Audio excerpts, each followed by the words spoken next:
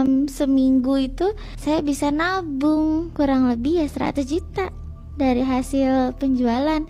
Saya buka cabang, saya berani tuh buka cabang. Tapi setiap mau buka saya selalu datang tuh ke cabang yang saya buka itu. Jadi si kuah soto itu setiap kali kios belum buka saya selalu ke situ, nyemplungin celana dalam, terus si kliwon uncang-uncang di situ. Berarti kliwonnya keliling? Saya harus bawa kendi itu kemana-mana.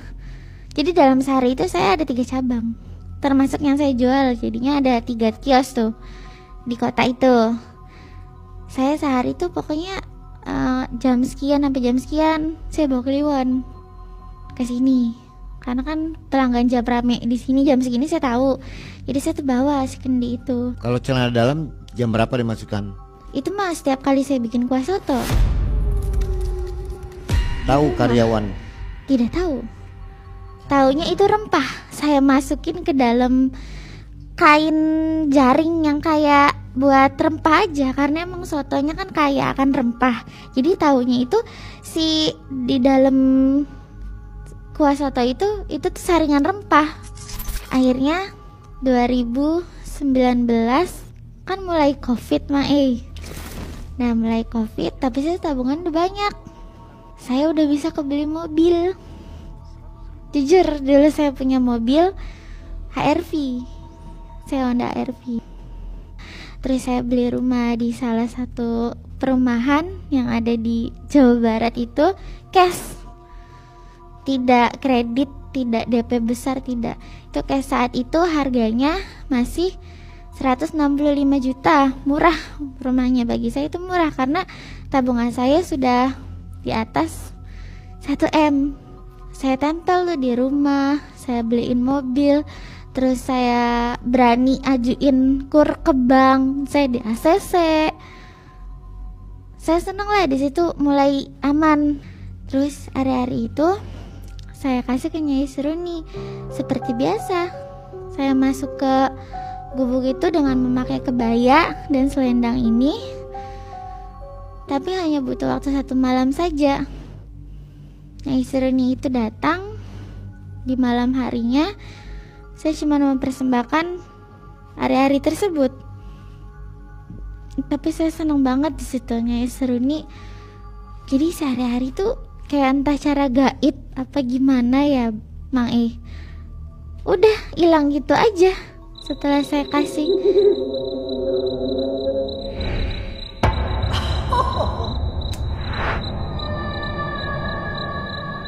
Tapi saya nggak boleh sholat. Pokoknya Abah tuh pesan jangan sholat, jangan ibadah. Di situ kendalanya, dan saya juga menjalani dengan nyaman, nggak yang keberatan. Itu di kisaran tahun 2020-an. Suami saya tuh ngelihat kayak bukan Diana. Sama aku tuh heran. Aku sampai mau berhubungan sama suami aja tuh jarang, karena emang ngelihat aku tuh serem kadang-kadang. Nah di situ tuh kayak mulai suami tuh, kamu tuh kenapa sih Dek? Males ngelayanin AA? Ya bukannya gitu ya, emang gimana aku masih men masa ngelayanin kamu sih? Kamu kok jadi kasar sih? Aku mulai berantem tuh sama suami di situ. Kayak gini ya. Akhirnya aku memutuskan buat kayak males-malesan ya. Nggak lagi terlalu peduli sama kliwon gitu. Kadang aku juga suka lupa ngasih kembang kantil ke kendinya kliwon. Di situ mulai ada penurunan omset. Aku mulai ngerasa kayak, loh kok kayak gini ya. Terus juga si AA juga udah males ngebantu. Waktu Covid dagang? Tapi cuman tinggal ada 1 cabang. Ada yang beli? Ada, tapi tidak seantusias dulu.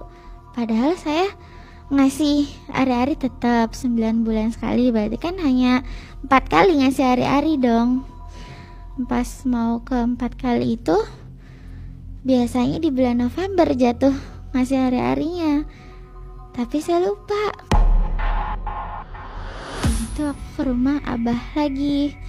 Bah, kenapa ya suami aku sama aku jadi kayaknya beda lah, aku banyak diomongin inilah itulah. Nah udah kayak gitu Abah bilang, kamu tuh udah berapa lama gak kesini, kamu telat udah lama banget, sampai 3 bulan lebih. Iya saya salah. Terus gimana ya Bah? Ya udah sekarang gimana Bah Nyai Seruninya? Gak bisa, Abah gak bisa bantu. Loh Abah gak bisa bantu? Saya masih ngobrol tuh sama Nyai Seruni, Nyai saya minta maaf karena telat ngasih ari-ari. Gimana ya Nyai, saya minta maaf sekali saya telat. Terus saya mau bilang kalau suami saya sekarang begini-begini, apa Nyai datang ke mimpi suami saya apa gimana? Kok saya jadi seperti ini? Saya minta tolong sama Nyai. Nyai Seruni bilang gak bisa dia. Kamu sudah melanggar, tapi pakai bahasa Sunda. Akhirnya Nyai Seruni itu udah gak mau bantu saya lagi. Udah dia balik badan gitu sih, dia menjauh. Keluarlah dari gubuk itu.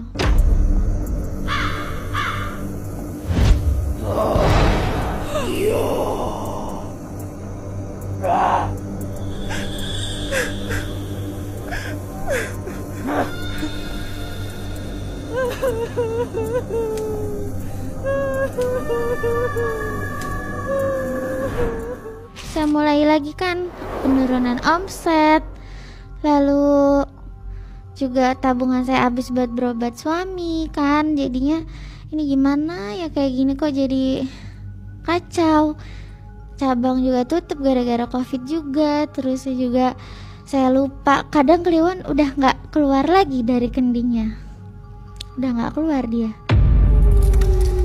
Akhirnya kita ke Ustadz, kita tuh ngobrol sama Ustadz gini. Pak Ustadz, sebenarnya saya itu supaya ngelarisin soto saya pakai pesugihan namanya Kliwon. Ini kendinya, ini di dalam kendi ini itu ada makhluk seperti anak kecil, dan itu cuma saya aja yang bisa lihat. Nah si Ustadz itu izin bawa kendi itu buat apa?